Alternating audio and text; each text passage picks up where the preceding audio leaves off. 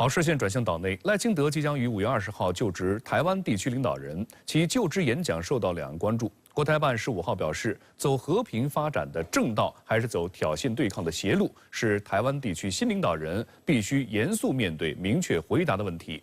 国台办还宣布，将对5名岛内的所谓名嘴实施惩戒，释放大陆打毒最新信号。 国台办发言人陈斌华15号表示，要和平不要战争，要发展不要衰退，要交流不要分离，要合作不要对抗，是台湾主流民意。是顺应民意走和平发展的正道，还是背逆民意走挑衅对抗的邪路？关乎广大台湾同胞利益福祉。 关乎台湾发展前途，关乎台海和平稳定，是台湾地区新领导人必须严肃面对、明确回答的问题。 陈斌华指出，台独与台海和平水火不容，我们始终坚持一个中国原则和九二共识，坚决反对台独分裂和外部势力干涉，持续扩大两岸各领域交流合作，不断深化两岸融合发展，坚定推动两岸关系和平发展，推进祖国统一大业。岛内舆论近日也呼吁赖清德用实际行动改善两岸关系。蓝营民代王宏威呼吁赖清德不应该说一套做一套，盼其就任后 能够在两岸观光有善意的回应。我们应该取消禁团令，福建4、5千万的民众可以到台湾旅游，小小的一个行政措施，事实上就是大大的善意。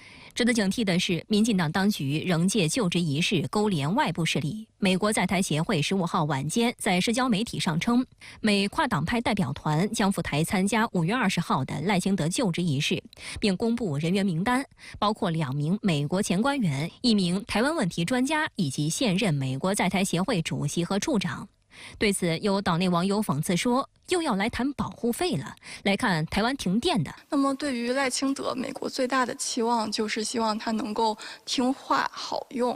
因为在美国掀起所谓的对华战略竞争的背景下，美国对台湾的定位就是一个遏制中国的工具。5月14号，中国驻美国使馆发言人刘鹏宇主持媒体吹风会，强调，台湾问题是中国核心利益中的核心，是中美关系中最重要、最敏感的问题。中方敦促美方将 拜登总统多次重申的不支持台独、不支持2个中国或一中一台、不寻求把台湾问题作为工具遏制中国等承诺落到实处，停止美台官方往来，停止向台独分裂势力发出任何错误信号。 早在2022年8月，大陆宣布对苏贞昌、尤锡坤、吴钊燮等列入清单的台独顽固分子采取惩戒措施，包括禁止其本人及家属进入大陆和香港、澳门特别行政区，限制其关联机构与大陆有关组织、个人进行合作，绝不允许其关联企业和金主在大陆牟利，以及采取其他必要的惩戒措施，依法终身追责。 我们可以参照近年来大陆方面对于台独顽固分子的惩戒，其实在法理依据和司法程序上都是日益的完备。此次被点名的5人被岛内媒体戏称为“荒诞5人组”，他们为了猎奇与流量，经常爆出匪夷所思的无知言论，另外还打着言论自由的幌子随意造谣，为的就是吸睛又吸金。 其中，俞北辰是退役陆军少将，现任桃园市议会议员。他最出名的经典理论就是拦截率。他曾污蔑大陆城镇都是土房子，也因此得到“土房哥”的外号。台大经济学系毕业的黄世聪，则在2019年8月岛内绿媒节目《关键时刻》中称，大陆中下阶层连榨菜都吃不起，因而被网友嘲笑是“榨菜哥”。 李正浩是因抹黑大陆民众没肉没粮，只能吃田鼠，而被嘲笑是田鼠哥。同被点名的前台中市交通局长王义川，在去年马英九登陆祭祖时发表酸言酸语，称马英九坐高铁的时候后面有一个靠背，大陆的高铁没有那个靠背。此等荒谬言论也让他被批是靠背哥。刘宝杰则是频频在岛内政论节目上宣扬所谓的大陆崩溃说。 好，来关注美国大选。美国总统拜登向对手特朗普发起挑战，邀请特朗普在11月的总统大选前进行2次辩论。特朗普回应称，他将迎战。两场辩论将分别于6月和9月举行，这将是近几10年来最早进行的美国总统大选候选人辩论。当地时间15号，美国总统拜登在官方社交账号上宣布，已经收到并且接受了美国有线电视新闻网于6月27号举行辩论的邀请，并敦促特朗普应邀来辩。稍后，拜登又宣布接受美国广播公司的邀请，与特朗普的第2场辩论安排在9月10号。Donald Trump lost 2 debates to me in 2020. Since then, he hadn't shown up for debate. Now he's acting like he wants to debate me again. Well, make my day, pal. I'll even do it twice. So let's pick the dates, Donald. I hear you're free on Wednesdays. 美媒称，拜登特别强调特朗普周3有空，实际上是对其官司缠身的现状进行讽刺，因为特朗普每周有4天时间需要出庭，而6月27号是周3，正是特朗普有关封口费案件审判的周中休息日。面对拜登的先发制人，特朗普仅在半个小时后就宣布应战。I've accepted the two. 100%。同时，他还通过社交媒体发文抨击拜登是最差辩手，2句话都说不清楚，还是史上最差美国总统。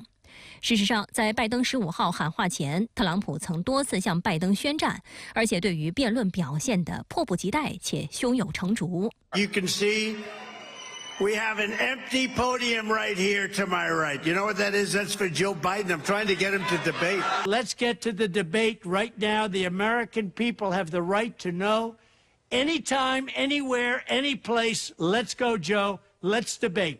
截至美国时间15号中午，双方竞选团队均接受6月27号及9月10号2场辩论的邀请。